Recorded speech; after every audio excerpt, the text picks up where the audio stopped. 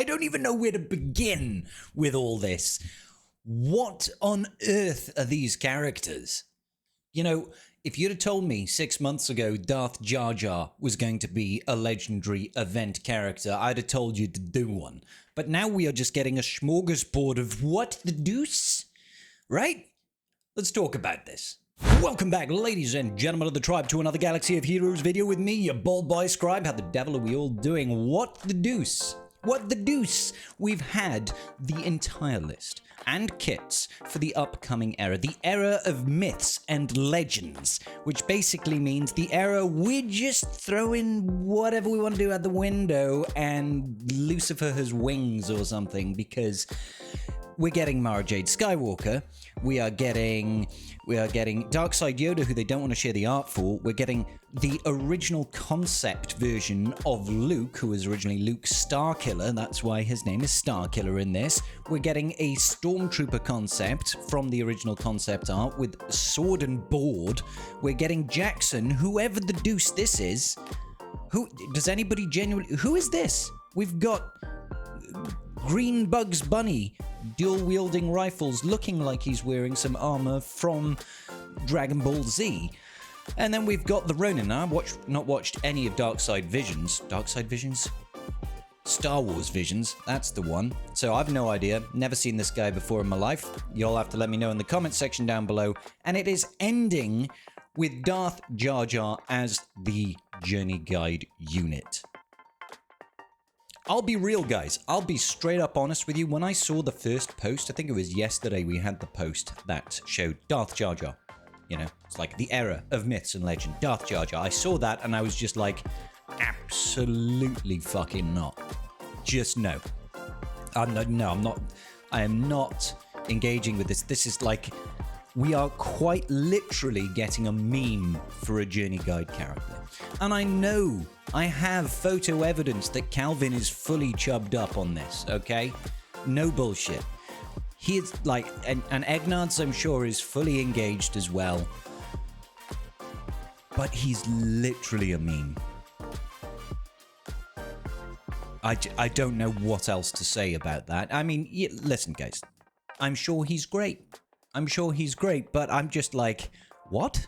That, huh?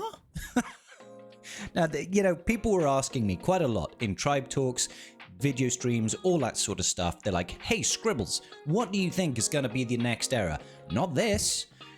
This is why I don't guess what the next era is going to be, because who saw this coming? I bet there'll be people in the chat saying, I called it. I called it 3 years ago. We're getting Darth Jar Jar. As soon as we saw a Darkside Vision Ray, I knew Darth Jar Jar was on the cards. Yeah. Yeah. Okay. But did you also have Darkside Yoda? Darkside Vision Yoda on your cards? I mean, I almost believe that more, because this did, you know, don't get me wrong, I'm pretty sure Jar Jar over here was in some media recently, so I guess that kind of makes sense, wasn't it? Like a Lego thing?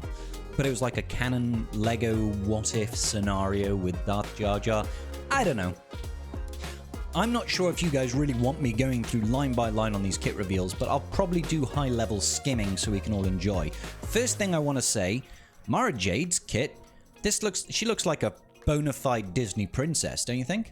Bona fide Disney princess over here. I suppose she's in Star Wars. Star Wars is owned by Disney, therefore, ergo, vis-a-vis, she's a Disney princess. I haven't even read her kit. All I know from a high-level understanding is that she is going to be lifting Jedi Knight Luke, who is now kind of semi-being displaced from Jedi Master Luke with the incoming conquest unit of Jedi training Leia. So this is a good thing. I'm on board with this. Also, we always need more red-headed feisty women in this game. So let's go. I've not read a kit, so we will read Mara Jade's. I'm going to zoom in just a little bit. Unit name, Mara Jade Skywalker, light side attacker, Jedi, and New Republic. Mara Jade Skywalker's story is legendary. As a former Emperor's hand, she broke free from Palpatine's control, carved her own path in the New Republic, and became a Jedi on her own terms. Mara Jade's kit reflects a high-damage attacker who fights smarter as the battle progresses. She counterattacks when hit, applies debuffs to stagger enemies, sets up mass assists, and reach her full potential when she's paired with Jedi Knight Luke Skywalker.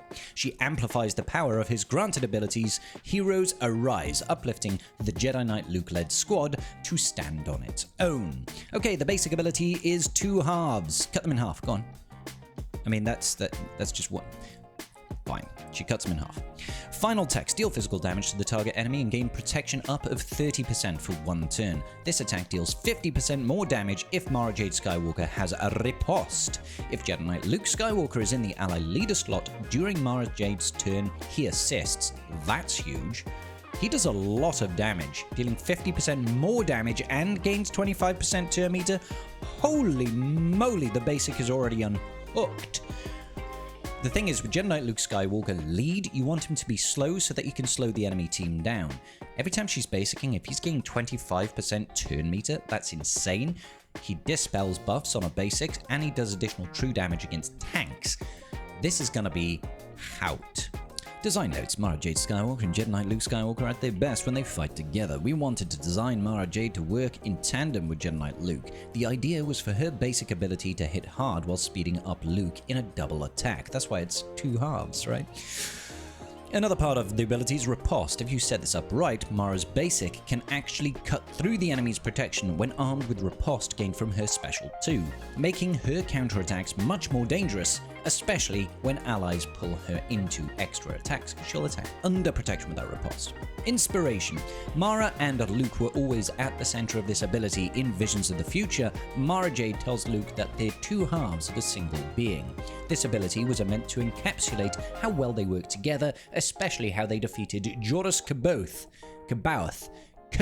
I don't know how to say that word. Let's be real, that's not even a name. Watching each other's backs and attacking as one force. Special 1. Always play fair. It's a big jump attack, and it's a triple slash. That's actually pretty cool. She only uses 1 hand. I mean, what's wrong with your left hand, honey? Anyway, that attack seems really familiar. I swear there used to be like an old animation that they had for Luke way back in one of the early promos of the game when he was like attacking the Rancor or something and he did that weird jump leap attack. I was like, Luke doesn't have that animation. Final text. Deal physical damage and inflict defense down on all enemies for 2 turns. If enemies already had defense down, stagger them for 2 turns instead. All allies gain offense up for 2 turns. Mara Jade Skywalker gains riposte for 2 turns. If Jedi Knight Luke Skywalker is the ally leader slot, deal an additional instance of true damage to stunned enemies, and if at least 1 enemy is stunned, reduce Luke Skywalker's cooldowns of repulse by 2. That's kind of nutty. That is kind of nutty, because that's got a 5-turn cooldown. Now, obviously, you can cycle through that with his leadership ability to give him bonus turns and stuff like that, but this first special, which is a cooldown of what? Can't see the cooldown on this. Don't know, they didn't give us the cooldown for this, but either way, taking Repulse's cooldown down by 2 is absolutely huge. With this ability, Mara Jade shreds defenses to weaken the enemy team, giving allies a stronger offensive window. Use Jedi Knight Luke's shared granted ability, Heroes Arise, to reset Mara's cooldowns and double down on this ability, so enemies already debuffed with defense down are staggered. Pair this with a mass stun from an ally, any ally, and Mara's offense builds. Mass stuns obviously on Jedi Knight Luke's repulse ability. We wanted this ability to feel like a callback to Mara's past as one of the Emperor's most lethal weapons, always 10 steps ahead of her target. It also reflects how she fights alongside the Jedi Order and her strength when surrounded by allies. Essentially, she plays exactly as fair as her opponents, leveling the battlefield on her terms. Alright, synergies. Obviously Luke. She deals an additional instance of true damage to stunned enemies, so if he's done repulse, she does this, extra true damage, and she reduces the cooldowns of repulse so they can loop back round. This rewards squads that can land stun before Mara Jade takes a turn. Does the true damage bonus to stun enemies require Luke specifically to apply the stun? No, any stun. Cool. Special 2, The Last Command. Alley-oop. Now that's sick. That's like Balin's animation for her special 2, right? I like that. Alley-oop. good. Final text. Deal physical damage to the target enemy. This ability deals 20% more damage, stacking to a maximum of 200% for each out-of-a-turn attack performed by non-Old Republic Jedi allies until the end of battle. Okay, that's interesting. Well, we know that Jedi Knight Luke's leadership ability calls a mass assist, so there's that. It'll be easy to ramp this, I guess. If the target enemy has defense down, all other allies with Jedi will assist. Nice. Yeah, it's till the end of battle as well, so you don't have. It's not like Commander Ahsoka Tano's Force Leap that builds up for attacks out of turn from Xi'an characters until you use it. This just builds up over time, so you never have to really worry about, oh, well, let's wait until we build up at 10 attacks out of turn to get the maximum damage. This is just going to build pretty quickly, I would say. Pretty quickly. It only needs 10 attacks out of turn from non-Old Republic Jedi allies, so that sounds good. Yep.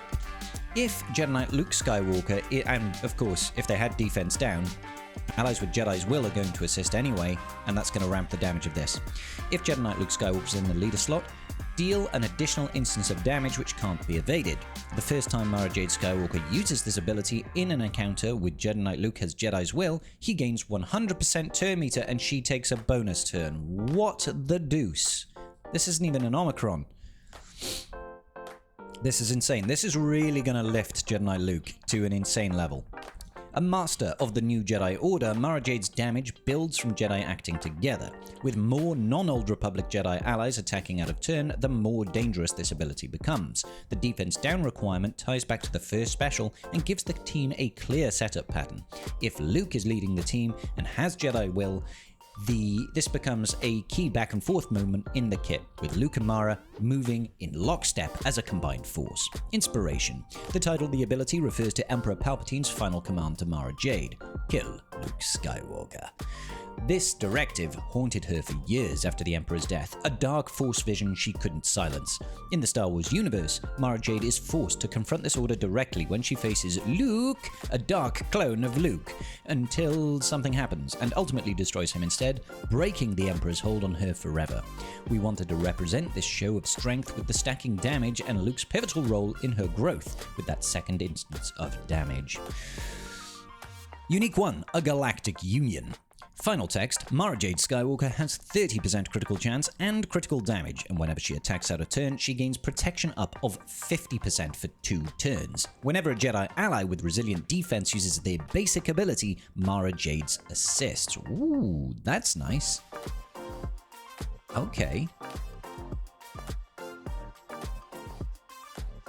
Because, like, extra damage when she's attacking out turn, she's gaining protection up. Jedi ally with resilient defense. Who's going to gain resilient defense? I know Mace does. Is Mace going in this team? I can't imagine that. I mean, it might do. At the end of each character's turn, when Mara Jade is not damaged, she gains 5% offense, up to 25%, and 5% turn meter.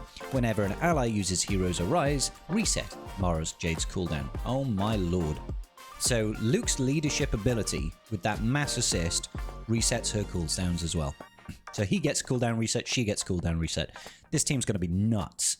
At the start of battle, if Luke is in the leader slot, Mara Jade Skywalker gains Jedi will until the end of battle, which can't be copied, dispelled, or prevented, and they both gain instant defeat immunity because we can't have JMK doing good things, guys. You're not allowed to do that until the end of battle or until Mara Jade is defeated. Additionally, whenever she critically hits a vulnerable enemy, she inflicts heal immunity on that enemy for 2 turns, which can't be evaded or resisted. She has an Omicron for Grand Arena. While in Grand Arena, and there are no Galactic Legends, so no opposing Galactic Legends or your own. At the start of battle, Mara Jade Skywalker gains 25% max health, and the enemy leader loses 100% protection and 50% max protection. What? At the start of battle, Mara Jade gains 25% max health, and the enemy leader loses all their protection and max protection. Holy moly. Yeah, that's kind of nice. Whenever an enemy is defeated, Mara Jade gains 100% defense penetration for 2 turns, doubled if the enemy was any Luke Skywalker. Yeah, you are not... I mean, it doesn't work if there are any Galactic Legends, so it can't be against JML. Mirror matches are going to be weird. If Jedi Knight Luke Skywalker is in the allied leader slot, Mara Jade is immune to fear and stun and ignores taunts. So this is going to be great against like Malgus which is nice. Right, okay. Additionally, at the start of each encounter, non-Old Republic Jedi allies gain speed up for 1 turn, and non-tanks stealth for 2 turns. Oh, that's nice. So you immediately hide herself, you hide Luke. That's cool. Whenever a non-Old Republic ally is dazed, they dispel it and gain 15% turn meter. That's also nice. The first time Jedi Knight Luke takes a turn, Mara Jade gains a bonus turn. Holy moly! And whenever an ally uses Heroes of Ride, Mara Jade gains 100% turn meter. This is insane. Insane! Because this is stupid. I mean, it's not stupid. It's really, really cool. It's really, really cool. I'm not going to lie. So basically, we're going to start off. Whatever fast Jedi you've got, might be Shak Ti or something like that, right? You're going to use Heroes Arise. Boom. Luke and Mara Jade are going to gain 100% turn meter. It's going to set the base speed of the enemy team real low. We're going to get mass repulse. Then Mara Jade is going to be able to do her AoE with the true damage against stunned enemies and reduce the cooldowns on Luke by 2. And then, you know, she's going to just loop back around. Whoa, oh my lord. This is actually nutty. It's actually nutty. I feel like Grandmaster Yoda would be useful here, just because he's able to gain himself bonus turns. You know, you do your hop, you gain a bonus turn because of the Jedi in your team, you can do your ability spread, you'll gain turn meter from that, right? If you are cycling around and trying to burn through cooldowns as quickly as possible so that you can then get back and use Luke's leadership ability, I'm almost thinking it's going to be like Luke, Mara Jade, GMY, Shak Ti, and then Mace. So Mace will be able to swap turns back and forth with his second special based on if he's targeting something like, you know, a shatter-pointed enemy, swap it over to Grandmaster Yoda, who's going to hop, take a bonus turn, spread buffs, and you'll be able to cycle through the leadership ability of Luke, which is then going to give basically a bonus turn over to Mara Jade and reset cooldowns and AoE. Oh my, it's going to be nutty. Mara Jade doesn't wait around. She gains critical chance and crit damage to make every hit count, and shields herself when she's pulled into counterattacks or assists. We designed her to get stronger, and the longer enemies ignore her. True to character, she's deadlier if you've not damaged and left in the shadows. Under Luke Skywalker lead, when an ally uses Heroes Arise, it's a powerful cooldown reset for Mara, getting her back into the fight. We designed this to increase the payoff from the granted ability so she can fight at her best with Luke by her side. In Grand Arena, her Omicron turns the pressure up from the start. Mara Jade's unique disables the enemy's leader's protection before the fight begins. Mara Jade is immune to gas in the team is going to be horrendous. Mara Jade is immune to daze and fear when Jedi Knight Luke is by her side, showcasing her journey as a light side reflection of her dark side persona. We wanted this ability to show the best of Mara Jade as a Jedi Knight. It reflects her growth arc, where she empowers her allies and stealths them from the start of battle. We wanted this ability to also nod towards Luke, so anytime Mara Jade or her allies defeat any enemy version of Luke Skywalker, she benefits greatly. Do you think we're going to get Luke in the game? I imagine so. A Galactic Union references the marriage of Mara Jade and Luke Skywalker, one of the most celebrated moments in the Legends community. Continuity. Their union was proof that it was possible for two worlds to converge. The Imperial Shadow Mara Jade escaped, and the hopeful New Republic and Jedi Order Luke was building. Right? Yes. An ex-Emperor's hand and a Jedi Knight, together ever and always. Synergies. Luke. Mara Jade gains permanent Jedi Will's buff, shared instant defeat immunity effects, and all required in the leader slot. Mace Windu. Paired with resilient defense in the recommended squad, his basics call Mara Jade to assist, creating an additional out-of-turn attacks that fuel last command stacking damage. Yeah, I definitely feel like it's going to be Luke, Mara Jade, obviously. I feel like Mace, and then you could throw in, I like GMY for additional, you know, cycling through cooldowns for the leadership ability, Heroes Arise, because the more turns you take, the many times you can do that. Mace will also be able to pass turns back and forth with that second special. I think they have to be Galactic Republic for that to work. And that last slot can either be Shak Ti to have a decently fast Jedi, because you want a really fast Jedi in order to get out the gate to, you know, use Jedi's Will at the start, or Heroes Arise, whatever it is. Just so you can start looping with that, right? Or you could throw in gas, with the loss of the protection on the enemy leader, lose that protection immediately, gas is immediately going to start hitting people, and it still provides another unit that Mace can swap back and forth. Now, a lot of people won't want to use gas here because Gas 501st, still a pretty decent team. They may also want to use gas within JML because gas under JML is still going to be pretty hefty as well when we get Jedi Training Layer. Really flippin' cool kit. I really like her design. I think she looks great, you know? Like, out of every character, I'm most excited for this one. Okay, so let's keep going. This is going to be a long-ass video. I apologize, ladies and gentlemen. So, Era of Myths and Legend, Yoda Darkside Vision. Now, I've seen images of Darkside Yoda, and it's this, which is horrifying, to be fair. I believe it's from a Clone Wars arc, where we actually see Darth Bane as well.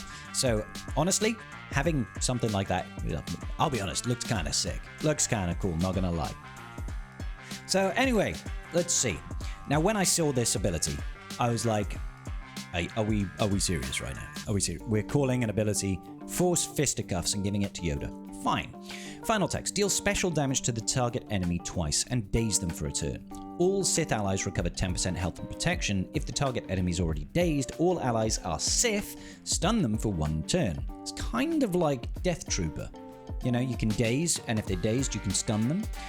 During Yoda's turn, he gains 10 Siphon until the end of the encounter. Probably the best way to get Siphon stacks for Yoda and a decent recovery option for the team. Daze followed up with a stun helps put the team on top after the exchange, inspired by Yoda's vision on Moraband, where he confronts a dark reflection of himself. The repeated strikes represent relentless assault on his inner darkness, while the Siphon mechanic symbolizes that corruption growing stronger each time he gives into it. Consume, I will. Cooldown of 3.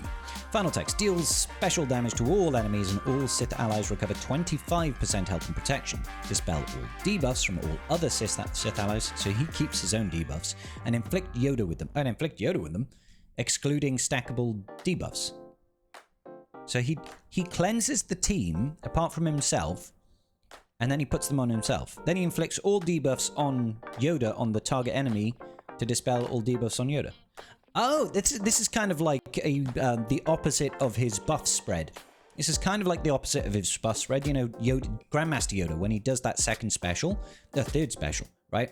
He'll spread all of the buffs on himself to his team. This one, he like cleanses the team. He absorbs all the debuffs on the team onto himself, and then he gives it to the target enemy, and then he cleanses himself. That's kind of cool. It's a shame it doesn't go to the entire enemy team. Yeah, it's just the target enemy. Okay. Yoda siphons defense from the target enemy. That's kind of cool. So we'll go over Siphon in a different video. Ideally, you want to start using the ability... Actually, I think I've already gone over Siphon in a video. Go check that one out. Ideally, you want to use this ability last after using your other 2 abilities, since it requires Siphon stacks to be most impactful. But if you face a debuff-heavy team, then start with this to cleanse your allies of those negative effects and provide valuable recovery. Try to always build up Siphon stacks before using this to maximize its output.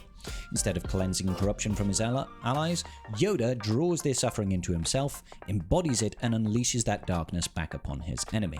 The transfer of debuffs represents his willingness to absorb fear, anger, and pain, while the defense siphon reflects the dark side feeding on an opponent's resilience, turning it into his own strength. Special 2. Hear me, you will. Cooldown of 4. Zeta. Deals special damage to all enemies and grant target Sith ally potency up for 1 turn. Yoda stealths for 2 turns, and all allies gain 2 stacks of heal over time and protection over time for 2 turns. If there is more than 1 ally present at the start of battle, target other Sith ally gains Dark Master's training. It's a dark version of Yoda's normal Master's training until the end of battle, which can't be copied, dispelled, or prevented. If all allies are Sith and the ally in the leader slot is Gungan, Darth Jar Jar, inflict demoralized on all enemies for 2 turns. I think that decreases their damage output by 50%, which can't be copied, dispelled, evaded, or resisted. Yoda gains 5 Siphon for each ally with Dark Master's training until the end of the encounter. Okay, cool. Yeah, fine. So he can spread this to individual allies as battle goes on. Dark Master's training lowers tenacity, increased crit damage by 50%, defense, penetration, and offense. This is kind of like Ferocity. Like Darth Revan's ability, Ferocity. It's kind of like that. That's like lowers your tenacity and increases your damage output. Like 50% crit damage, defense, pen, and offense is kind of huge. You always want to open with this, since having Dark Master's training opens up a lot of possibilities for that ally when paired with Learn the Darkness, you will. This will also demoralize the opponents, allowing the team to go on the offensive and wipe them out early. The stealth allows him to stay on the field longer and provide support to his allies. Dark Master's training serves as a twisted reflection of Yoda's traditional role as a mentor. Instead of guiding allies towards wisdom and balance, this version of Yoda channels the dark side to dramatically increase the offensive potential of a chosen Sith ally. Unique 1. Learn the Darkness. Let the darkness rule here. I'm doing a terrible Yoda. Final text. At the start of battle, Yoda gains Dark Master's training. Allies with Dark Master's training gain the following benefits. Whenever they use a basic ability, they dispel all buffs from the target enemy. Nice. Whenever they use a special ability, they inflict the target enemy with buff disruption for a turn, which can't be resisted.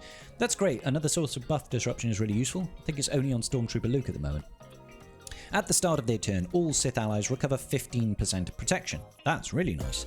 Have their health and protection recovery effects increased by 30%. That makes all those hots and dots and pots things heal for more. Take 35% reduced damage from enemies attacking out of turn and provoke that enemy for one turn. So if you attack out of turn, you're going to get provoked. Which means it's just going to be constantly triggering, right? That's interesting. Synergies. This is kind of the crux of Yoda, where allies with Dark Master's training gain tremendous benefits in any action they take. The Provoke shuts down out of a turn attack teams, and Buff Dispel on a basic greatly increases the value of that ability, which is often the weakest part of any character kit. You are weak. Powerless. Yoda has 30% additional defense. If the ally in the leader slot is Jar Jar, all Sith allies have 100% health steal and 50% max health. That's a lot. Whenever enemies gain bonus turn meter, Yoda gains 200 speed until the start of his next turn. Whenever they gain bonus turn meter. So if a whole team gains bonus turn meter, in 5v5, is he gaining 1,000 speed? Any instance of them gaining turn meter is just going to be like, Yoda's gaining crap loads of speed.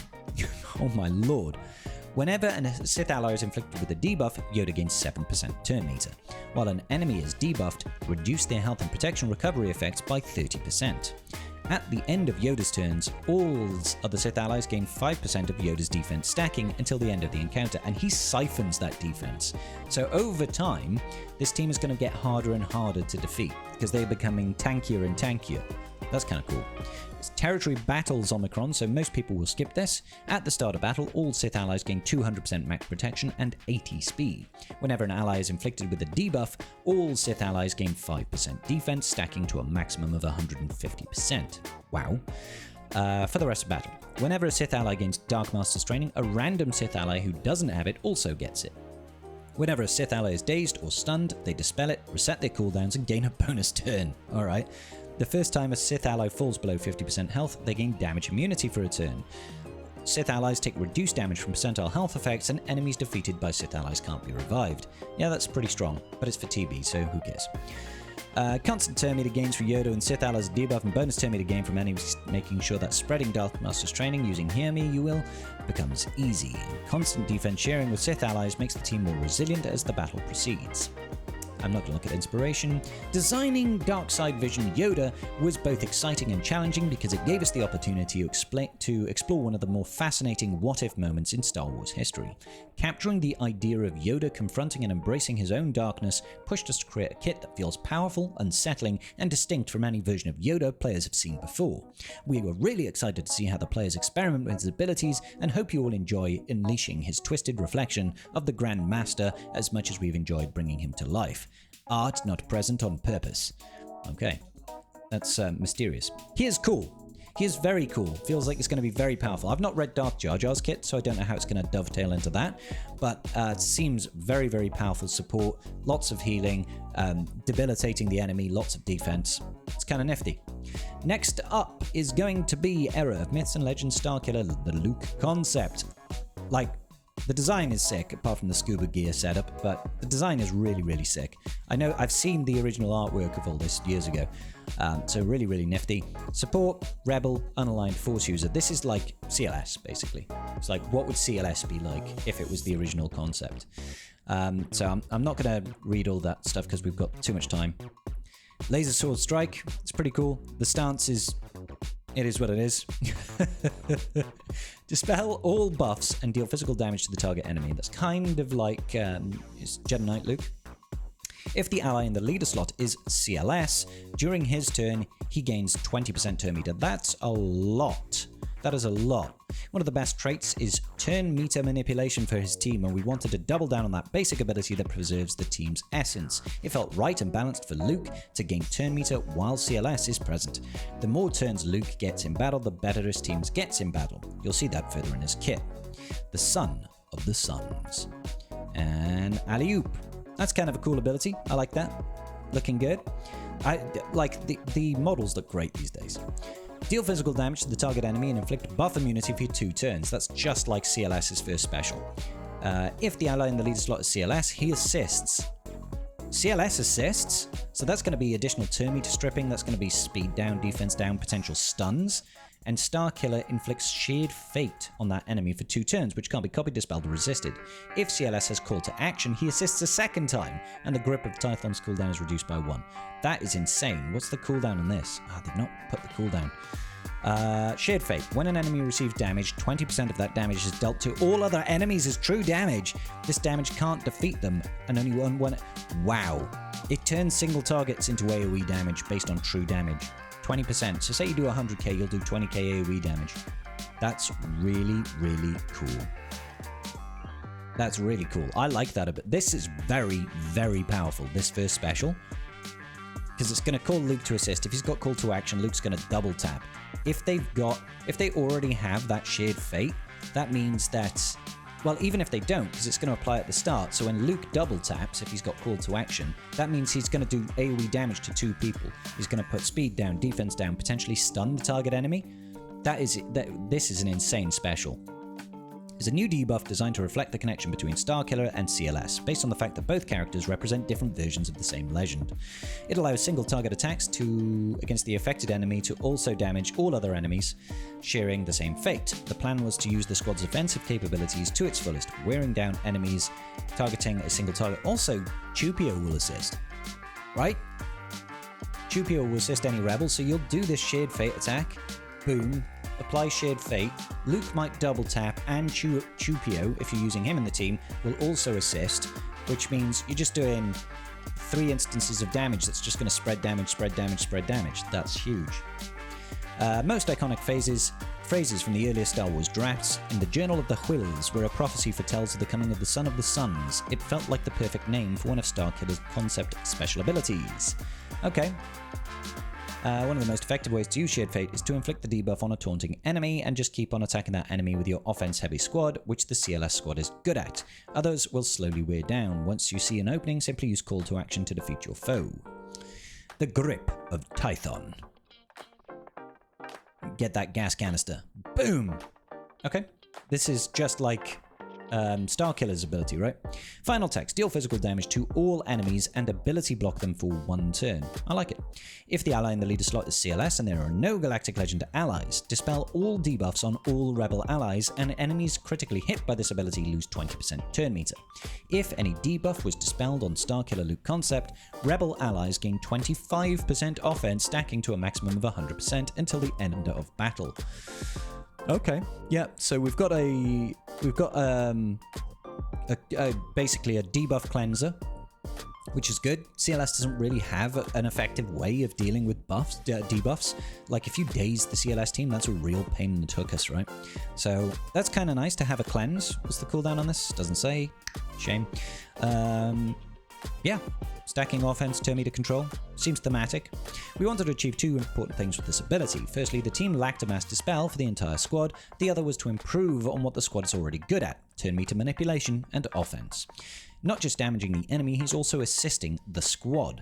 It brings his journey full circle from not knowing to controlling the force to damaging the enemy all at once, while helping his allies. Naming the ability the Grip of Tython signifies that Luke has fully mastered the ancient Lost Force arts and has full control over the force now. The force of others. Final text. Rebel allies have 15% crit chance and 25% max health and max protection, doubled if CLS is the ally in the leader shot. So they are definitely critting. 30% crit chance, 50% max health and protection. That's just a huge stat bump for the team. CLS is coming back. If the ally in the leader slot is CLS and there are no galactic legends, whenever a rebel ally critically hits the target enemy, that enemy is exposed for 2 turns. Extra exposes.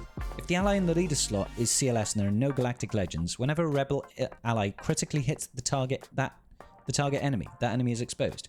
Every crit is going to result in an expose. Whenever an enemy with Shared Fate uses a special ability, increase the cooldowns of all other enemies by 1. And we've got additional cooldown manipulation on the other team. The first time an ally uses Guard, an ally gains Guard, that's Chewbacca's special, right? Starkiller, Luke Concept, and all rebel attackers, allies without Guard gain it for 2 turns. So at the start of battle, you gain Guard for 2 turns. All rebel attackers. So he's an attacker, right, I believe? No, he's a support, so he won't gain it. CLS... Han will have it automatic. So let's say the team is CLS, Starkiller, Han, Chewbacca, and Chewpio, right? So that's the team. Pretty sure Chewpio is also a support. So you're dropping out C-3PO in this instance. So you'll have to try and do it so that Starkiller over here is the weakest on the team, so he gains that second guard from Chewbacca, so then CLS will gain guard at the start. I guess. I mean, it's kind of cool that it spreads additional guard. That's kind of cool. We were further down than this, weren't we? Grip of Tython. Yeah. Okay. Gain guard. Without guard, gain it for 2 turns. Whenever CLS gains call to action, all rebel allies gain call to action for a turn. That is really cool. That means the whole team can ignore taunt. Whole team can ignore taunt. That's kind of cool. That is really cool. Whilst in Grand Arenas, if CLS is in the allied leader slot and there are no galactic legends, whenever a rebel ally attacks out of turn, they have 50% defense penetration. Okay, cool. I mean, that's like bread and butter of the CLS team is attacking out of turn, so having 50% defense pen is huge. Whenever a rebel ally is ability blocked, they dispel it and gain protection up, 50% stacking for 2 turns, and 25% turn meter. Enemies with Shared Fate can't gain bonus turn meter, and whenever they start their turn, Starkiller gains 50% turn meter. This doesn't seem insanely powerful for an Omicron. I'll be honest. Like, it might end up being insanely powerful just through the sheer force of numbers in 5v5. All those attacks out of turn, all that defense penetration might be crazy. The ability block, dispelling it and gaining protection up is nice, and additional turn meter is nice. Shared Fate enemies can't gain bonus turn meter. And at the start of the turn, the 50... I mean, it's okay. It's like, yeah, I'm sure it'll be fine. Design notes. Expose has always been a core part of the CLS squad. Starkiller builds on that strength, with rebel allies now able to inflict expose both through basics and special abilities, along with increased critical chance. The squad can inflict expose more frequently than ever before. Guard and call to action are impactful buffs in the squad, but not everyone can take full advantage of them. We wanted to change that, so that from now on, every rebel ally will be able to gain guard and call to action. For Grand Arena, we wanted to make sure the assists and counter-attacks that define the squad's playstyle build on those strengths, making them even more impactful. Pin enemies down with Shared Fate and allow Starkiller Luke Concept to gain some sort of advantage when the enemy with Shared Fate takes a turn. Yes. Inspiration. The Force of Others felt like a perfect name for Starkiller's unique ability because it embodies George Lucas's earliest ideas about the Force, drawing strength from those around you. Rather than standing alone, Starkiller brings his rebel allies together, strengthening their synergy and elevating the squad. Closing thoughts. This kit gave us the opportunity to revisit a fascinating chapter of Star Wars history, drawing inspiration from Lucas's earliest scripts, Ralph McQuarrie's iconic concept art, and the original vision of the character. From the very beginning, our goal was to change how CLS's squad plays, but to build upon what made it a fan favorite for so many years. One of the oldest squads in the game, bringing CLS's team up to modern standards whilst preserving the unique identity was a rewarding challenge. Starkiller, Luke Concept, is designed to strengthen the squad's existing playstyle by improving the synergy and strengthening its survivability and control, giving the iconic Rebel team the tools it needs to remain competitive in today's battles, with none other than the one who sparked the fire that started it all. Starkiller, Luke Concept. I almost wish they just called it Luke Starkiller bracket Concept. Yeah, like, I feel like Starkiller Luke Concept is just SLC. I don't know. I don't know. That's me being very pernickety. This is going to be sick.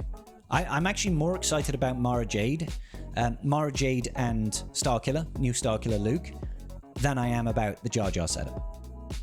Okay, next up, we've got the Stormtrooper concept. Looks kind of sick. He's a tank, Empire, Imperial Trooper. Are the Imp Troopers going to get some love? Yeah, I'm going to skip all this. Basic, Enforcer's Blade.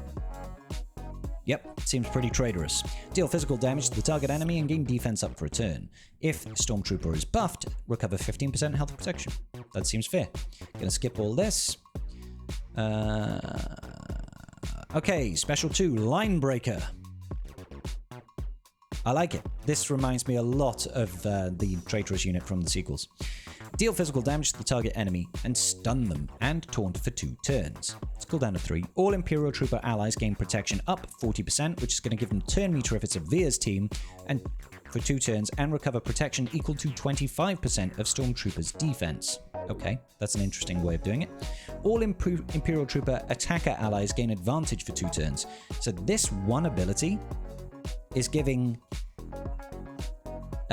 Dark Trooper, for instance, two sources of buffs: protection up and advantage. So that's going to be 2 lots of turn meter gaining buffs, essentially. It's going to keep that train rolling.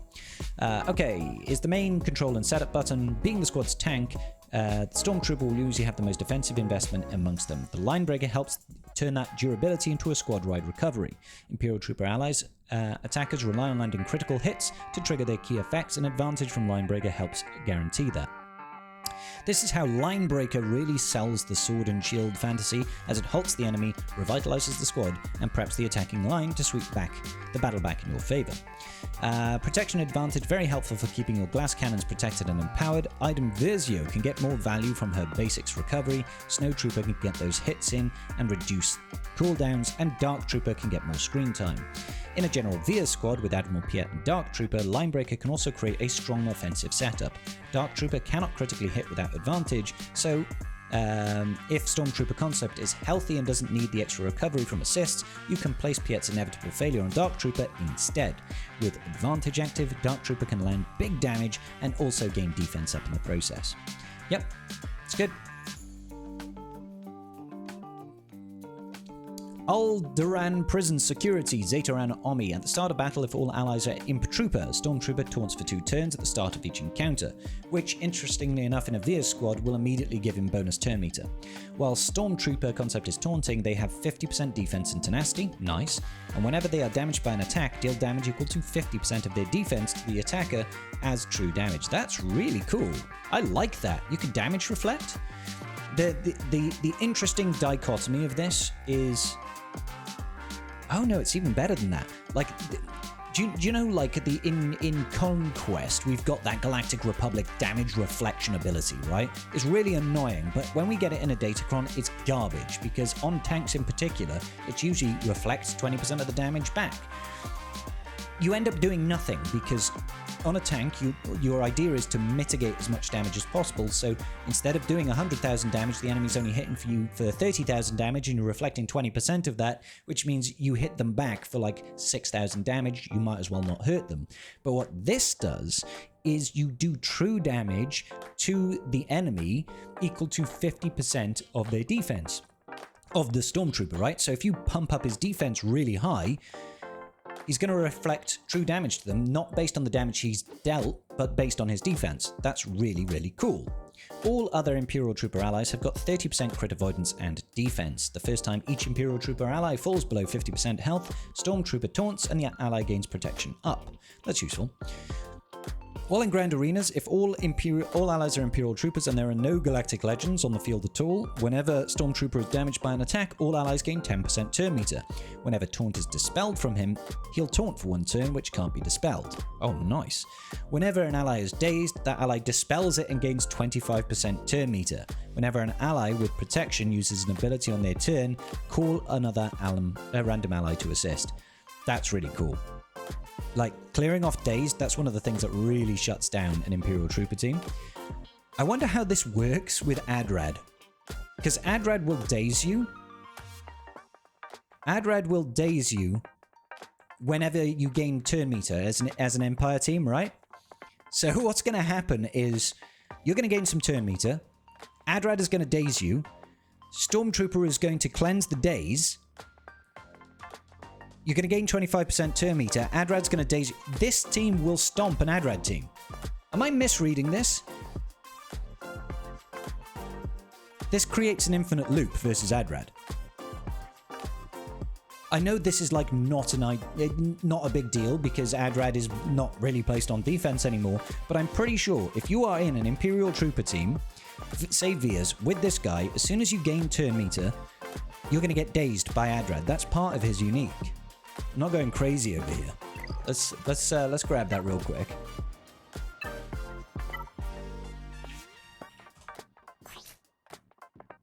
Is it his leadership ability? When an Empire enemy gains bonus turn meter, they're inflicted with daze for 2 turns, which can't be resisted. So every single time you're gaining any sort of buff or turn meter, Adrad is going to daze you, and you're gaining it all the time. And then, if you've got this new Stormtrooper on the team, you're going to cleanse that daze, but you're then also going to gain 25% turn meter, which is then going to trigger Adrad's ability to put daze on you, which is then going to trigger your ability to cleanse the daze and gain turn meter, and it's just going to loop until you've got 100% turn meter. If you use this guy versus Adrad, right, the Adrad team should never take a turn. Because at the start of battle, right? At the start of battle, if all allies are in Trooper, you're going to taunt. Because you taunt, you're going to gain... that's a buff. That means you're going to gain turn meter, and Adrad will daze you, and then you'll just enter that daze loop. Oh, that's hilarious, dude. Like, they've just... They've literally hard... This is like the punishing one coming in to hard counter Profundity when the Profundity was designed to hard counter the Executor, right? They introduced Adrad and it countered, it shut down Empire, and now they're like, we're gonna Uno reverse you, and then you never get to take a turn. That's hilarious, dude. This is like completely shuts out Adrad as a counter. Whenever an ally with protection uses an ability on their turn, call another random ally to assist. That's enormously powerful. That's enormously... Like, Imperial Troopers feel like they're coming back now, right? Imperial Troopers definitely feel like they're coming back. Like, if you can figure out a way to get a cleanse in there, this will beat Lord Vader. Because the start of the battle, you need to worry about those dots, right? The dots stop your turn meter gains. Unfortunately, Scorch is going to cause an issue there. And this guy does need full Imperial Trooper allies. We'll figure it out later. Stormtrooper's concept was designed to help the Imperial Troopers put through counterplays that normally disrupt gameplay loops. A solid tank capable of applying taunt at the start of battle is always important against fast teams who burn down key units when they get a chance to act. Having more defense while taunting not only makes Stormtrooper meatier, but increases the damage they deal back to enemies, thus personifying the best offense is a good defense. Whilst an ally drops low on health, they're going to come in clutch and save them. Doubles down on the anti-counterplay roll. There are big pieces. First, enemies trying to strip his taunt are punished with undispellable versions so that they not immediately lose their value as a tank. Imperial Troopers love assists and bonus turn meter, which makes daze one of the nastiest things they can run into. Immediately dispels it and gives that ally a good chunk of turn meter instead, and completely ruins Adrad as a counter. I love it. Omicron generates more turn meter for the entire squad, and because Stormtrooper is a big reason allies kept their protection intact, having protection felt like a good reason for increasing assist calls. Works really well under Veer's lead with Admiral Piet and Range Trooper. Range Trooper already brings extra assists through his special and unique, and whenever those assists happen, Piet can hand out Emperor's Trap. Under Veer's, gaining that buff also means more turn meter, helping the assisting ally get back on their own feet faster. Adds another layer to the loop. Whilst they're taunting and take damage, that squad gains even more turn meter, and if an ally has protection when they take their turn, the Omicron can call another random ally to assist, which can lead to more Emperor's Traps and more turn meter and more assists. Yeah, you're very much not going to get a turn once the train gets rolling on this. Dark Trooper is one of the biggest winners here, who can stack up a lot of Emperor's Traps and gain huge amounts of offense, and if given advantage from Line Breaker, those punches become super deadly. If Dark Trooper defeats an enemy, Veers gives the whole squad a big turn meter boost and the train keeps rolling. Generally, yeah. Has anybody mentioned Radus? Let's check the comments over here. Nobody has mentioned Radis. I wonder why. I mean, it seems to me like this just hard counters Radis so heavily. Hard counters Radis. Poor Radis. Okay, we are nearly done. Jackson, who the devil is this? Bugs Bunny. All right. Attacker, mercenary. Okay, cool. We do like more mercenaries. Is that really going to go with Balin? I don't think Balin would put up with something like this in his team. Scoundrel and smuggler. First leapt in Star Wars in the original run of the Marvel Comics in 1977. It's older than me. Just. Originally working as a mercenary for Han Solo, Jackson would eventually wind up having multiple misadventures with many of the scoundrels of the universe, the most often an unlikely ally of Lando Calrissian. Yeah, Lando was always a bit weird. We've been trying to find space to fit in Jackson for Galaxy Heroes for a while now. In the era of Myth and Legend, Jackson gets to make his debut. He's a super unique and fun character who stands out on the battlefield and creates amazing synergy with Prepared mechanic to pair with Dash Rendar and Young Lando. Oh my lord. The Kira team. Finally having some love, huh? Blasters up, Doc. Not what's up, Doc. Blasters up, Doc. Yep, fair enough. Final text. Deal physical damage to the target enemy twice and inflict vulnerable for a turn. If he's prepared, he attacks again. Nice. And if it is his turn, all prepared allies gain 25% turn meter for each attack. So that means they could gain 50% turn meter. The whole team, well, all the prepared allies. I mean, with Dash, his Omicron, everybody has like permanent prepared, right? 50% turn meter? Wow, that's insane. Dash Rendar starts all Scoundrel allies with prepared, meaning a fast out the gate Jackson can distribute massive turn meter against the entire team. Additionally, a Dash Rendar team brings even more TM when Jackson critically hits, which he can do multiple times in a single turn. Used so many weapons over the decades, but the paired DL-44 blasters felt like something we should capture in his kit. If Jackson is prepared, does he do 3 or 4 instances of damage? He does 2 attacks, right? He attacks again, each one doing 2 damages, right? Attacks again means he does the entire attack a second time, so 4 instances of damage. 4 instances of damage on 2 attacks, yeah. Hop till you drop. Jesus, they're leaning into the memes. Didn't I mention earlier that this guy looks like a character out of Dragon Ball Z? And now look at him. He does a somersault kick. Alright, okay. Deal physical damage to the target enemy and inflict off balance for 2 turns. This entire era has me off balance. Prepared, stun the target for 1 turn. Okay, off balance gives a little bit more turn meter advantage to Jackson and company and rewards them for hitting enemies frequently, while Jackson does with his basic. The anthropomorphic rabbit. I'll pretend like I know what that means. We thought it would be appropriate to include the ability centered around his ability to make amazing leaps and death-defying acts of acrobatics. His powerful kick to take out the Duloc King Gornish was a pivotal moment in the character's history, and we felt deserving to be captured in the kit. Has anybody read these comics with Duloc King Gornish? I don't know. Off balance, lose 10% health and 10% turn meter if damaged by an attack. Special 2, Fluffle Shuffle. Are we serious? We've got fisticuffs on Darkside Yoda. We've got Blasters Up Doc. We've got Hop Till You Drop and Fluffle Shuffle. Jesus. That's Cartho Nassi's animation, isn't it? Okay, final text. Deal physical damage to all enemies. If the enemy in the leader slot is Darkside, this attack deals 20% more damage for each prepared ally. Holy moly. Yeah, you'll do 100% more damage in 5s. Otherwise, this attack deals 10% more damage for each prepared ally. Okay, so it's, going to be at least 50%. Jackson has a 25% chance to use Blasters Up Dark. So he's going to basic after it as well.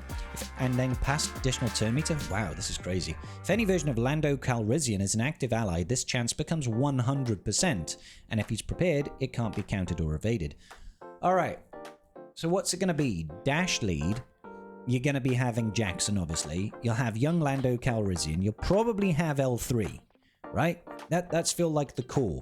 And then it's going to be, I don't know, Nest? Who's going to be the last person? Synergies. Placing this ability in combination with, Vandor. Vandor Chewbacca, isn't it? Yeah, this is going to be a gnarly team. Playing this ability in combination with Dash's AoE special makes for a very deadly combination right off the bat. It's gnarly. Didn't I say gnarly just now? Inspiration. As an attacker, we felt Jackson would excel by bringing an AoE to the prepared crew. Fluffle Shuffle. Jesus. Gives us a barrage of blaster fire across the entire enemy team. We also leaned into his relationship with Lando, but we didn't restrict it to any single version of the old smoothie. The bonus comes with any version of Lando's on the team. Lando, young Lando, and Skiffguard right now. Starship down. Zeta and Omicron. Jackson has 20% crit chance, max health, and 20 speed. If there's a Lando on the team, Jackson and every version of Lando gain 50% crit chance, crit damage, and max health, and all allies are immune to speed down for 1 turn. Wow. That's kind of cool. Whilst Jackson is active, prepared allies have 50% defense. Whenever a prepared ally loses prepared, they gain 10% turn meter. Okay. Whenever an ally version of Lando uses a special ability, they dispel all debuffs on all allies, and all allies recover 20% health and protection. The first time Jackson would be reduced to 1% health, he stealths for 2 turns and recovers 100% health and protection. Right. Okay, so he's got a savior mechanic. If all allies are Scoundrel, whenever Jackson scores a critical hit, he gains 20% crit damage up to 200% until the next time he doesn't critical hit. Right. While in territory battles, another skippable army probably. Scoundrel allies have 50% max health, max protection, although isn't there a prepared team SM? Yeah, there is. Whenever a prepared ally loses prepared, they gain prepared. Be prepared, everybody. Whenever a Scoundrel ally gains prepared, they gain 30% bonus protection and defense penetration until the end of battle. At the start of each encounter, Scoundrel allies gain prepared if they didn't have it, and take a bonus turn. So each wave, everybody gets prepared, you're going to get a bonus turn, you're going to do your stuff, you might lose prepared, you gain prepared, you do all the stuff. Enemies defeated by Scoundrels can't be revived. If you couldn't tell by now, giving Jackson increased crit chance will crank up not only his allies' TM from his basic, but the special will skyrocket the damage on those crits. When using Jackson and friends on offense, make sure you're going up against enemies who can be crit. Oh, and like most TB Omicrons, Jackson is basically an I win button for easy clears in combat missions. That's the only thing that's tempting me right now. Like, the Marok army for TB is insane. It's really, really powerful. Really, really powerful. It's just go in there, hit auto, and the battle is done in about 12 seconds. If I can save time, I'm going to, right? Like, I'll probably end up applying this one. He's also a lot more potent of a damage dealer when he's first in line at the buffet. So he gave him a little bit of speed and made sure nobody could cut in line at him at the start of battle with a 1-turn speed down immunity. A rascally rabbit. Jackson is all about speed, and we wanted to see if that play out in his kit. Additionally, we gave even more Lando synergy, giving those future, present, and former Baron administrators a self-cleanse and heal. Closing thoughts. We hope you enjoyed our foray into the lighter side of Star Wars and the giant green space rabbit that has been adored by fans for nearly as long as Star Wars has existed. I've never even heard of him. As we mentioned previously, getting Jackson into the game was a long-term goal of ours that has finally been realized, which begs the question, what crazy oddball off-the-wall character should we make next? Darth Scribulus. Known issues. Jackson's unique ability, Starship Down, may be going through some further balance tweaks. Okay. Before he becomes playable, particularly the specific numbers of his critical and critical damage buffs. Okay, fair. Alright, next one then. So, the era of myths and legends, the Ronin. I've not seen Star Wars Visions, guys. So, Dark Side Attacker, and Sith. The acclaimed anthology series of Visions. Ronin was a solitary path through the stars, wandering warrior, yada yada yada. He's got a droid called R5D56. That's a mouthful. Hunts down those who would abuse the Force, a blade without a master. That's what a Ronin is, right? A Ronin is a samurai without a master or something like that. Guided by his own unshakable resolve. Somebody with like really good knowledge of samurai lore is going to be like, actually, Scribbles. Ronin is designed to work with a Sith squad led by Darth Jar Jar. He synergizes heavily with Darth Jar Jar, Yoda, the Dark Side Vision, Maul, and Sidious. Okay, fair enough. He's precise, relentless Sith attacker. Does stuff. Wandering Steel hums. That's a great name for an ability. Okay, yeah, this guy's got aura. This guy has got absolute aura. I like it. It's cool. Deal physical damage to the target enemy and gain offense up for a turn. Each time this ability is used, increase the damage of Oaths Buried Beneath Silence by 20% up to 100% until the end of battle. R5 gains 10% max health. Does he summon the R5? Until the end of battle. If the target enemy is shocked, and the ally in the leader slot is a Gungan Sith, this attack is guaranteed to crit if able. Okay. Synergies. When attacked by shock, sets up R5's Arc Jab. This attack is guaranteed to critically hit, creating a punishing offensive loop between the two partners. Max health scales each time this ability is used, and so the more aggressive the Ronin attacks, the tougher his companion becomes. Both basic and special empower each other. Use them to frequently throughout battle to continuous ram. Okay. Skip then. Oaths Buried Beneath Silence, the cooldown of 3. Oh, yeah, baby. Yeah! This is like full-blown anime setup. Swing! I love it. Deal physical damage to the target enemy. If they have resilient defense or taunt, this ability does 300% more damage. This guy shreds tanks and inflicts armor shred until the end of the encounter, which can't be evaded or resisted. Inflict 2 stacks of bleed, a maximum of 6 until the end of the encounter, which can't be dispelled or resisted. Permanent bleed. Every time this ability is used, increase the damage of Wandering Steel Hums by 100% up to 300% until the end of battle. This guy's going to hit hard. The Ronin siphons crit damage from the target enemy, which can't be resisted, and R5 gains the same amount. Siphon critical damage. So where does he gain siphon stacks from, though? So this has got a cooldown of 3. It increases the damage of the basic, Wandering Steel Hums, yeah, by 300%. Wow. And it siphons crit damage. Stacking bleed makes enemies who survive the initial strike remain in danger since it can't be dispelled or resisted. There is no escaping it once it's been applied. Critical damage siphoning steals raw crit damage from the target. The stronger the critical strikes are meant to be, the more powerful the Ronin and R5 become. Each use also stacks damage on Ronin's basic. The two abilities power each other up simultaneously, so the longer fights go on, the more dangerous every swing becomes. Mercy Left Behind. Okay, so he's got the basic and a special, then he's got a unique. Mercy Left Behind. At the start of battle, Ronin gains 10 stacks of Boiling Point, which can't be copied or resisted. Or dispelled, sorry. At the start of each of his turn, he dispels 1 stack. There is a Gungan Sith ally in the leader slot. Dispel an additional 5 stacks. Okay. If there is a Sith healer ally present, as Yoda, dispel an additional 5 stacks. Okay, so at the start, if he's got Yoda, Darkside Yoda, and Jar Jar, he's going to have no stacks. He's going to be at -1 stacks. Okay.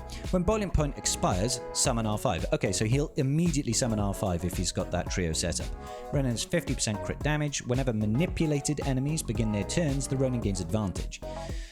At the start of his turn, he gains 25% crit damage for each enemy with resilient defense, stealth, or taunt at the start of his turn. Wow, do you think he'll absolutely Shrek New Bad Batch? Because they all start stealthed, and then you've got Wrecker taunting, right? Ronin scores a critical hit. Whenever he scores a critical hit, or the droid, they both gain 3 siphon until the end of the encounter.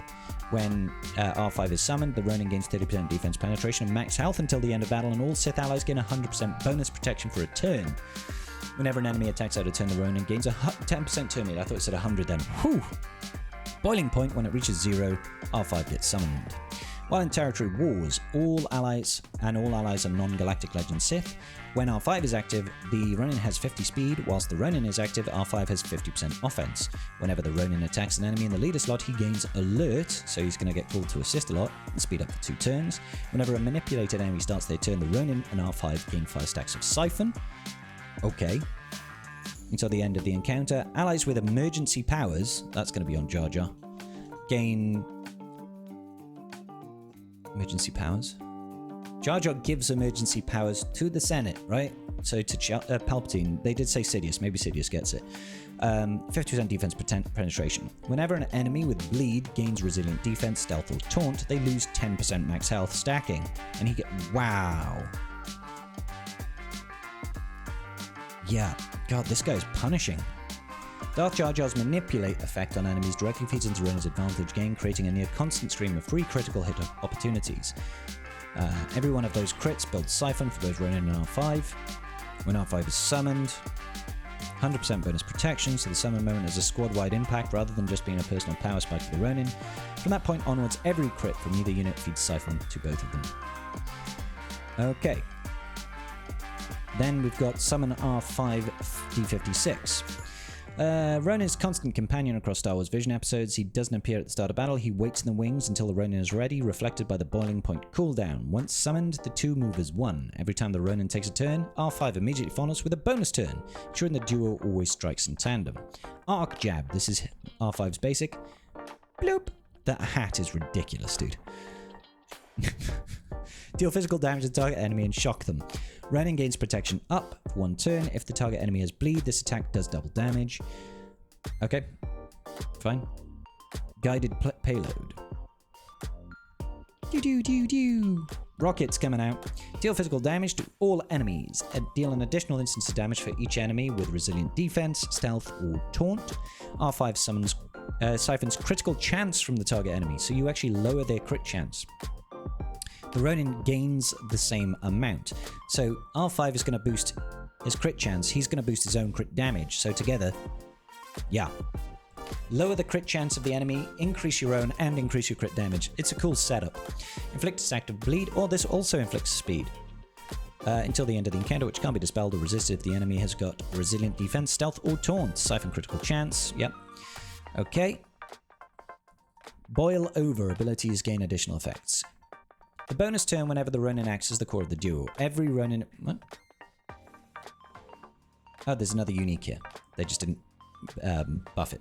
Follow the blade. R5 gains 25% max health and protection for each Sith ally. Whenever the Ronin starts his turn, R5 gains a bonus turn. On summon, R5 gains crit chance up and defense penetration up for 2 turns. Whenever an enemy gains bonus turn meter, R5 gains 1 stack of boil over until the end of the encounter, and 10% offense per stack of boil over. Okay, when R5 reaches 10 stacks, the Ronin gains a bonus turn and dispels all stacks of boil over at the end of that turn. So lots of like synergy with bonus turns going back and forth with these two. And boil over gets additional effects.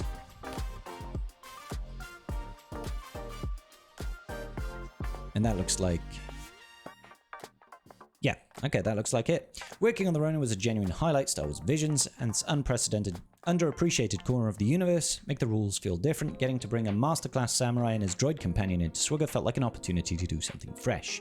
Boiling Point making an ability arrival feel more of a moment than just a passive trigger, keeping it rewarding at every level of investment. Getting that balance right took a lot of iteration, and I'm happy where it landed.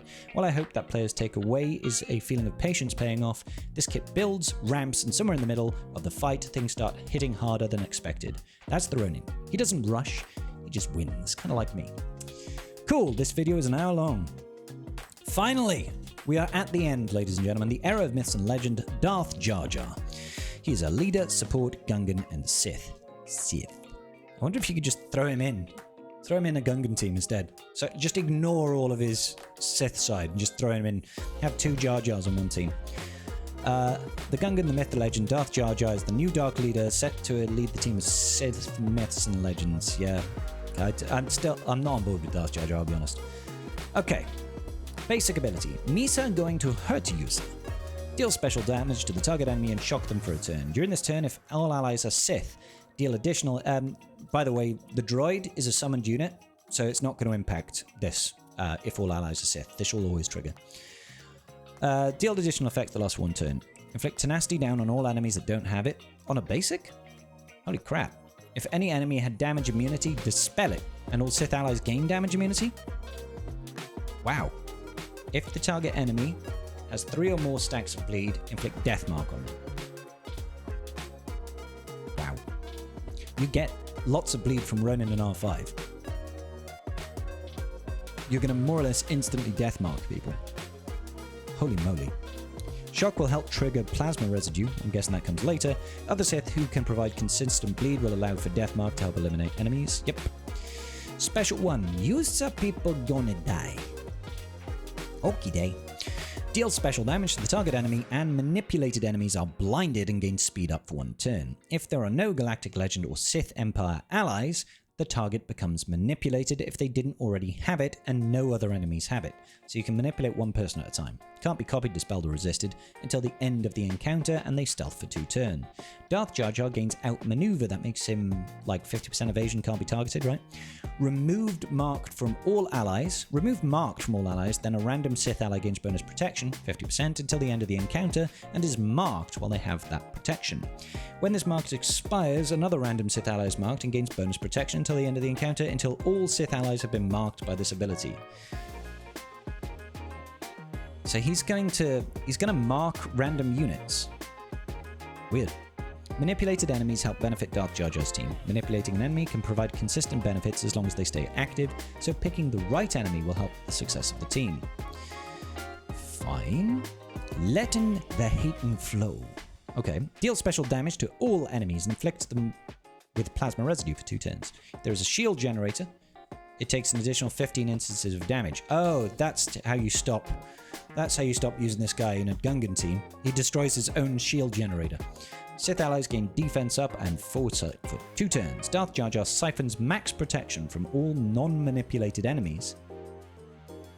Okay. Which can't be resisted, then all Sith allies gain that amount until the end of the encounter. So only one enemy can be manipulated at any given time. So this loses some value in 3v3, because there's only going to be 2 enemies that are not manipulated, right? At the start, at least. Then all Sith allies gain that amount. Okay.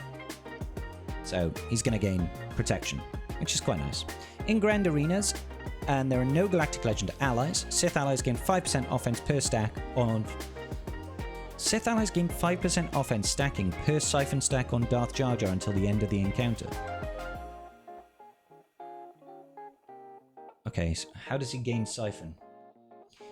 I want to know how he gains the stacks of Siphon, because that means whenever he uses this special 2, they're going to gain 5%. Say he's got 10 stacks of Siphon, they're going to gain 50% offense. Stacking? This will be insane. Inflict all enemies with heal immunity for 1 turn, which can't be resisted. Enemies without protection can't resist plasma residue. Whenever it expires, it's reapplied. If Darth Jar Jar is active. If any enemy has bleed, inflict a stack of bleed on all enemies that don't have it. Okay. Siphon takes from all enemies except the manipulated enemy. This will allow manipulated enemies to survive longer and continue to provide value to Jar Jar. Alright.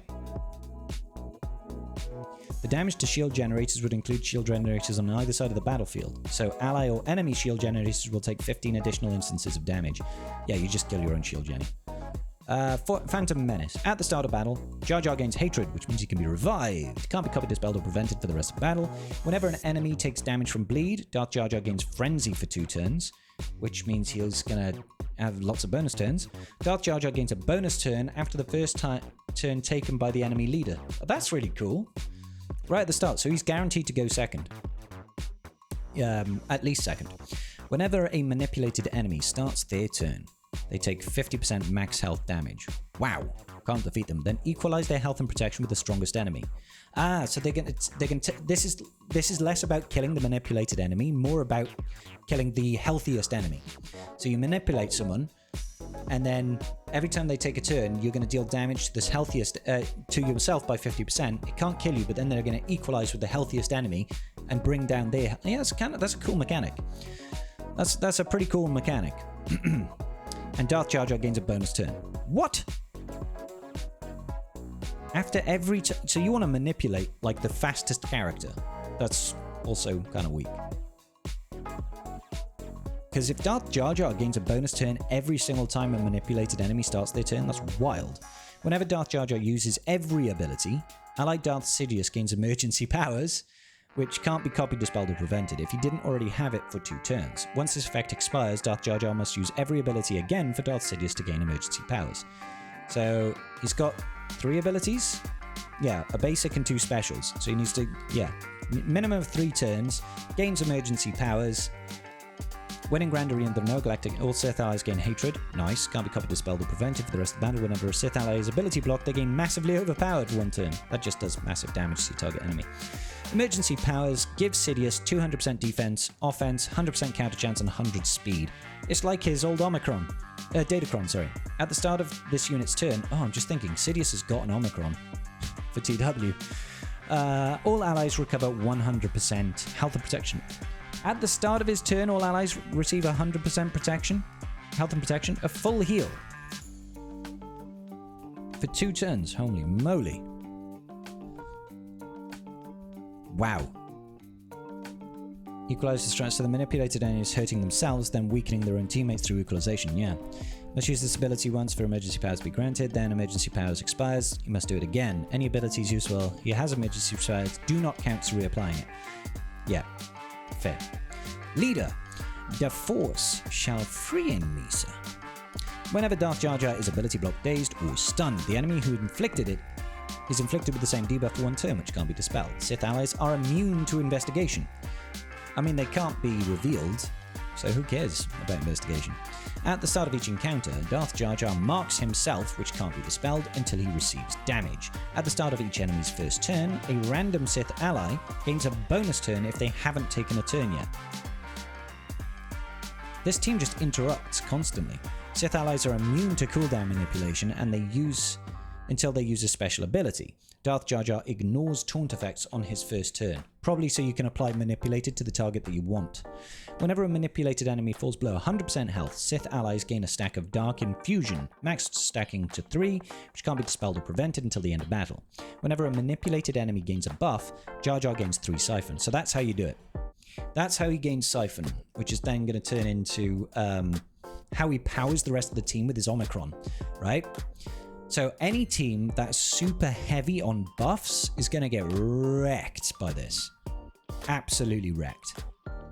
Because whenever Jar Jar uses that first special, he's going to, like, his Sith allies are going to gain 5% offense per stack of Siphon. If the manipulated unit gains like 10 buffs, that's going to be 30 stacks of Siphon, which is going to be 150% offense gains. That is insane. Whenever a manipulator enemy is inflicted with a debuff, the weakest other enemy is feared for 1 turn if they don't already have it. Wow. When a Sith ally is marked, Darth Maul has a 100% counter chance and defense and heals 10% and deals 10% bonus true damage based on his max health. It's going to be sick. Another Grand Arena Omi. Whenever a Sith ally is ability blocked, dazed, or stunned, that enemy who is inflicted with the same debuff for 1 turn can't be dispelled. While Sith allies are stunned and are damaged by an attack, deal 100% of the damage received back to the attacker as true damage. Can't defeat them. That's kind of nice. Whenever a Sith ally is feared, at the end of their turn they deal 1 true damage to themselves. Is that to knock the fear off? Yeah, so fear will stop you from taking your turn, right? So I'm guessing this here is like, oh, if you get feared, you can take 1 true damage, which is then going to take the fear off so you don't skip your turn. They could have just given them fear immunity. Manipulated enemies hurt themselves and then equalize. This damage knocks them below 100% health. Manipulated enemies hurt themselves and then equalize. This damage knocks them below 100% health. Sith allies gain Dark Infusion. If the manipulated enemy recovers back to full health and then loses health again, you get another stack of Dark Infusion. So being precise with the enemy's team damage, this will destroy Queen Amidala teams. Bring precise to team damage. Keep the manipulated enemy alive longer helps these stacks apply. Manipulated enemies also convey the benefits in the form of Siphon from Darth Jar Jar whenever they are buffed to help control the enemy by spreading fear whenever they are debuffed. This will include blind and speed gains from Yusa people gon' die. Okay. Sith allies can't have their cooldowns manipulated until they use any of their special abilities, so they can't increase or reduce cooldowns. Once they have used a special, then any manipulation effect becomes available, but if they've only used their basic prior to that, they would still have the immunity. One of the favourite Star Wars fan theories has always been the idea that Jar Jar Binks was a secret mastermind Sith Lord. The creativity and attention to detail behind the theory gave me a whole new appreciation for the films and made revisiting them an entirely different experience. Years later, having the opportunity to bring this concept to life in Star Wars Galaxy of Heroes has been incredibly rewarding. Darth Jar Jar is such a unique addition to the game, seeing him leap into battle, hurl boomers at some of the galaxy's most iconic characters, and even square off against his own unsuspecting counterpart whenever he never fails to make me smile. Wow, guys, Jar Jar seems nuts. That team's going to do so much damage. That's going to kill GLs. I can see it. That's going to kill GLs. It's going to be a great team, great unit. I think the unit's still stupid, but hey, we've got space for memes in Galaxy of Memes. That much is true. Let me know your thoughts, guys. I apologize that this video is nearly an hour and a half long. I'm sorry. But like the video, give me a comment down below, and I'll see you all in the very next video. Peace out, and may the Force be with you, sir.